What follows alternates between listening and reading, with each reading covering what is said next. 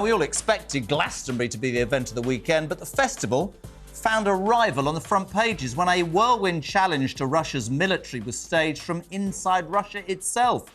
It was one of the biggest oppositions to President Vladimir Putin's decades-long rule, but the quickfire coup barely lasted from the Foo Fighters to Elton John. So what actually happened? Well, the key players were the Wagner group, a network of mercenaries that have been fighting alongside the Russian army in their invasion of Ukraine. Their leader, Yevgeny Prigozhin, had a nickname.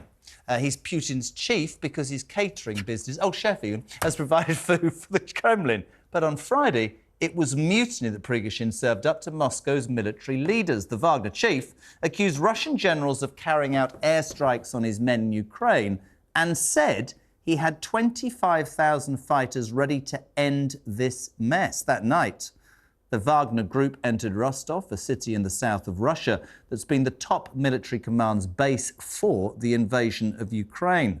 And on Saturday, Prigozhin sent his men marching towards Moscow, vowing to destroy anyone who stands in our way. But then, with just 100 miles left to go, he called off the mutiny to apparently avoid bloodshed and struck a deal with Putin that's left him in exile in Belarus. Well, this afternoon, he broke his silence to deny that his men were marching to the capital to overthrow Putin. Rather, he wanted to hold officials who have made errors to account. I'm joined now by the chairman of the Commons Defence Select Committee, good friend of the show, Conservative MP Tobias Ellwood. Tobias, welcome. Thank you so much.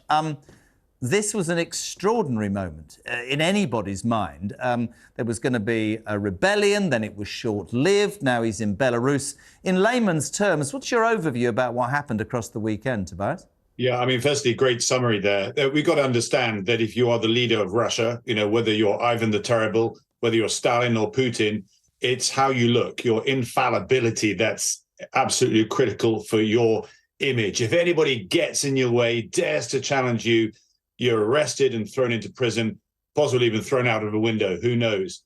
But to see a mutiny take place and to see tanks being put out in defense in Moscow, and as you were just explaining, that mutinous force, this private army charging up their equivalent of the M4, they call it the M4, but turning around at the last minute, and yet the protagonist is then offered exile in another country.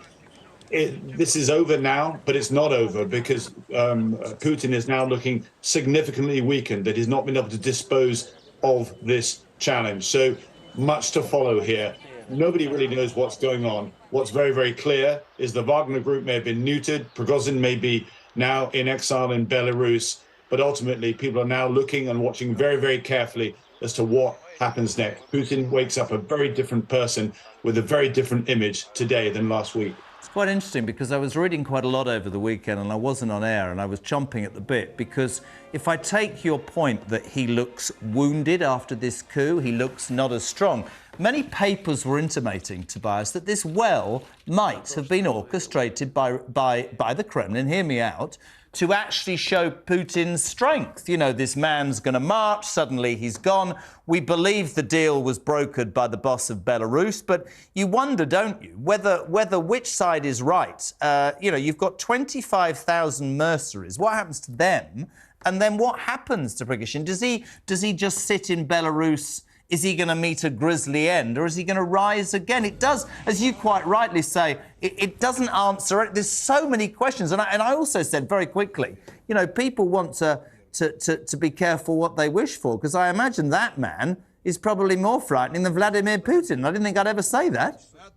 Yeah, you covered some important points there. I mean, firstly, on your sort of thesis there, I wouldn't suggest that's what happened. I don't, as I was just articulating, no leader of Russia wants to show any sense of weakness. They rely on their credibility, their legitimacy as the single most respected decision maker, and they rely on the loyalty of their security apparatus. And what we've seen now with tanks on the streets of Moscow put there to defend the leader and also his most competent and most violent force turning on him, this shows a change of fortunes for Putin and lots of people in the Kremlin, different stakeholders, oligarchs, the head of the FSB, will all be looking very carefully as to what happens next. On the wider picture, though, I should say that whilst this is an opportunity for Ukraine, take advantage when your aggressor, when your adversary is distracted with the generals arguing, fighting with each other.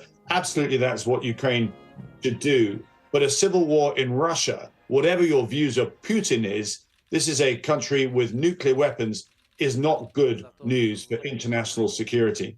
I think that makes perfect sense about Ukraine, and I think you're absolutely spot on, because we mustn't forget the bloodshed and the horrors that continue on a daily basis in Ukraine. And you're right, if they're arguing between themselves, God knows what that actually means. Do you, in your professional opinion, you followed this stuff for years, Tobias, do you believe it's the beginning of the end for Vladimir Putin?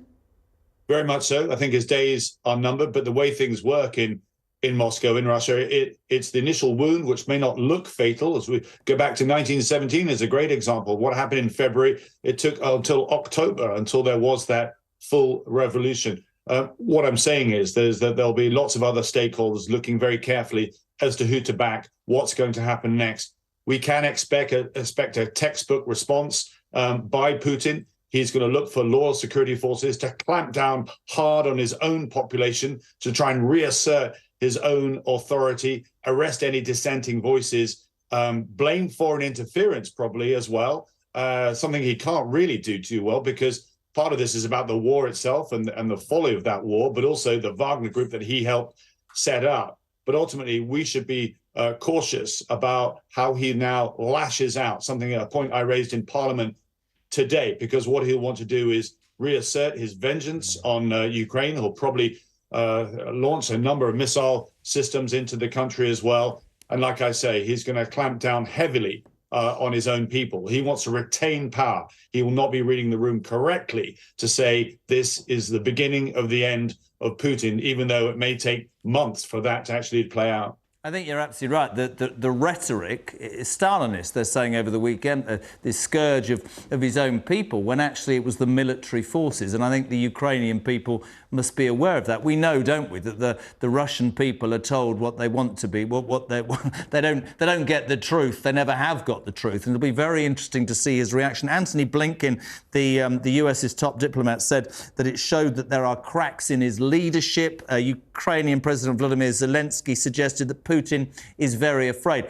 The wounded animal is the danger for the rest of the world, isn't it? To sum up, Tobias, that's what everybody now wonders. Are the cracks appearing? Is he gone? Would the alternative be more horrifying than what we've got? And how is he going to respond to this challenge to his authority? Yes, these are absolutely right. They're very difficult questions for the West to understand and appreciate. At the same time, continue to back Ukraine. We mustn't blink. We mustn't be spooked by what's happening here. We must remember and continue our resolve to help Ukraine liberate its own sovereign territory. But now understand that after 23 years in power, Putin is vulnerable. His reputation has been heavily and permanently damaged. He's no longer totally in control. And therefore, big questions for the West as to how we handle this.